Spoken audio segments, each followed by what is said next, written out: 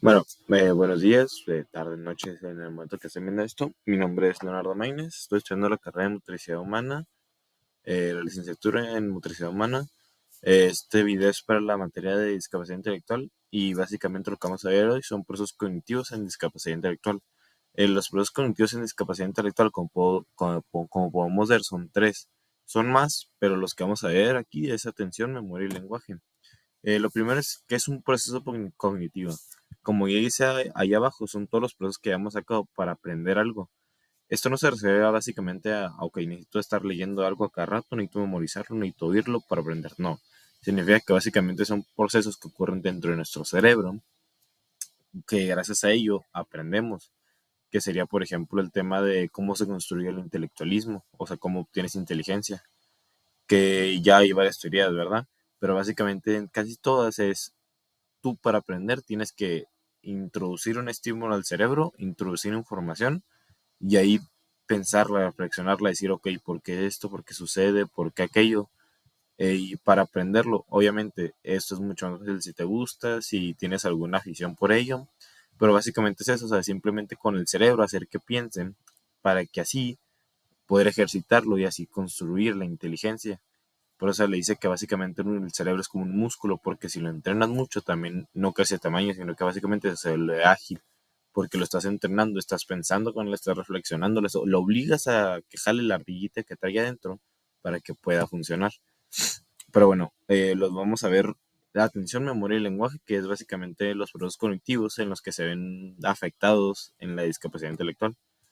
El primero es atención. Básicamente aquí es la capacidad que nosotros tenemos para discriminar otros estímulos cuando hay varios estímulos y de concentrar nada más en uno, de prestar la atención a uno. Y hay varios tipos, pero para hacer esto más ameno, con un ejemplo se pueden explicar todos. Supongamos que un niño está en una clase de ejercicio físico, educación física, y es un niño con discapacidad intelectual. Entonces, el niño puede tener estos 5 tipos de atención. Es muy difícil que tenga todos, o sea, no todos tienen todos y luego no todos tienen los más difíciles o los más fáciles. Por ejemplo, lo más difícil es la dividida, que son dos estímulos al mismo tiempo. Esto lo tienen las mujeres, o sea, hay en las mujeres más, que es como, por ejemplo, que van manejando y se van pintando, o sea, quedan así. Entonces, incluso los hombres, ni siquiera, muy pocos hombres tienen ese tipo de atención. Entonces, por eso se dice que, bueno, por eso digo que básicamente no todos los niños con discapacidad intelectual o no todas las personas tienen todos los tipos de atención.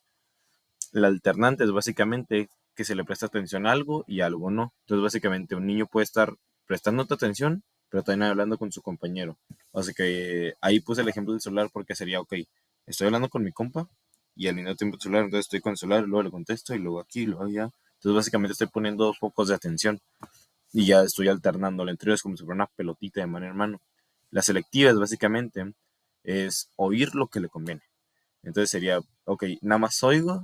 Si al niño le dices vamos a jugar, pero vamos a jugar con balones en vez de si le dices al niño vamos a jugar sin tenis, en vez de que con tenis, el niño te dice, vamos a jugar. Entonces él entendió o le prestó atención a lo que tú dijiste porque nada más le interesaba. Por eso es selectiva.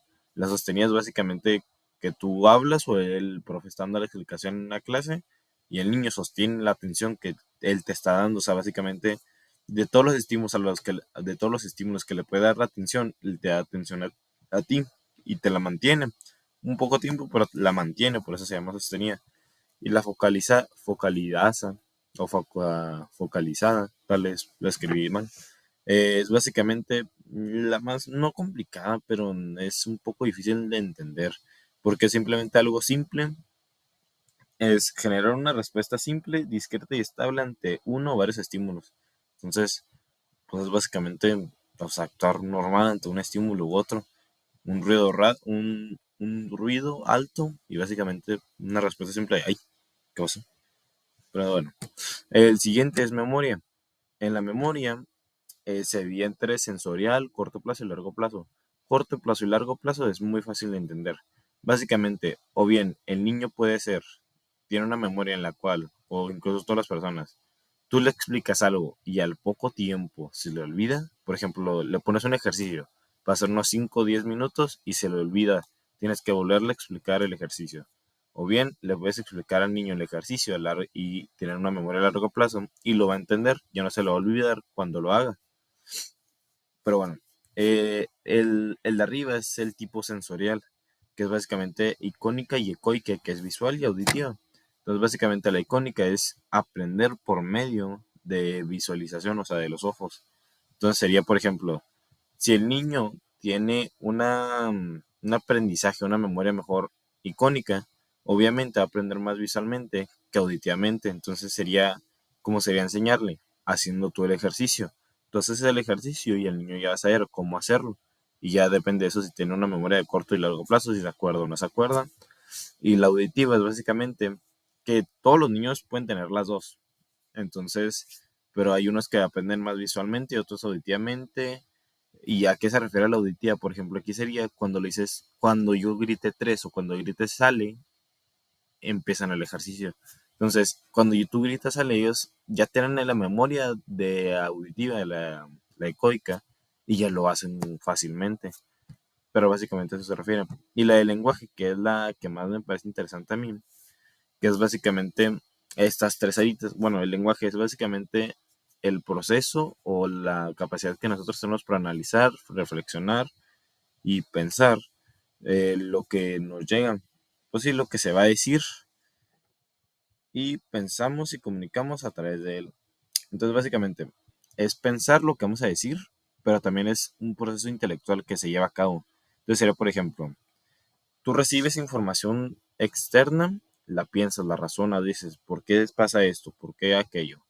Y ya cuando de lo externo sale digamos, de tu propio punto de vista. Entonces ahí construyes un intelecto, ahí construyes un proceso cognitivo, porque es el cerebro, pensar. Pero bueno, el lenguaje se divide en tres áreas: el área de Broca, la de Wernicke y el fascículo longitudinal. Estas tres áreas aquí abajito se explican básicamente. El área de Broca es motriz. ¿A qué se refiere eso? Que tiene que ver con todo lo motriz, todo aquello que se mueva en nuestro cuerpo para que podamos hablar. Por ejemplo, la lengua, los labios, etcétera. Entonces, cuando una persona con discapacidad intelectual tiene una afección en esta área, se le llama afasia motriz, que es básicamente, por ejemplo, que se le atrofia un músculo o que le pasa algo a la lengua, lo que le pueda pasar a cualquier cosa que sea motriz, ya le dificulta el proceso de hablar.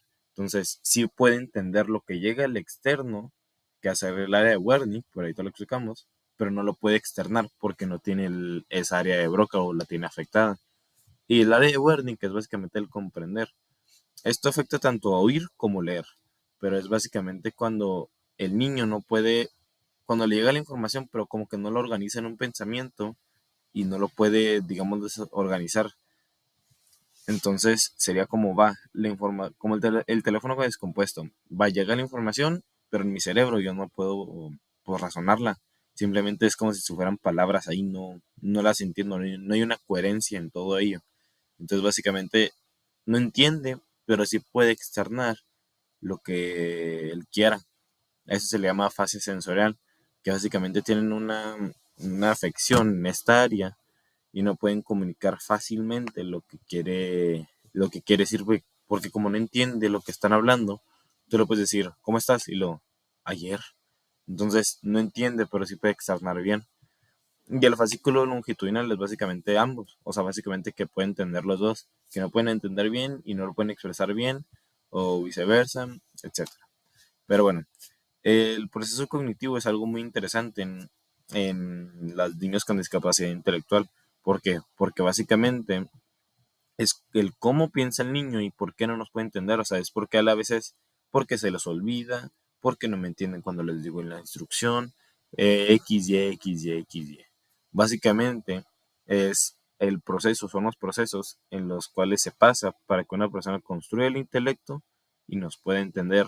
Entonces, básicamente aquí ya estamos viendo la razón del por qué las personas con discapacidad intelectual tienen una deficiencia o una complicación en la adaptativa, que es básicamente por esto, porque no pueden prestarle mucha atención o la memoria o el lenguaje, que es un proceso más interesante, que por ejemplo yo lo veía con niños de síndrome de Down y discapacidad intelectual.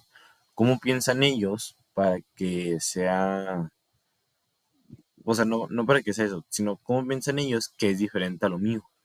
¿Por qué lo que ellos piensan, o cómo tienen ese foco de atención, esa memoria, ese lenguaje, cómo es diferente y cómo les afecta? O sea, yo no entiendo, es como si fuera un idioma.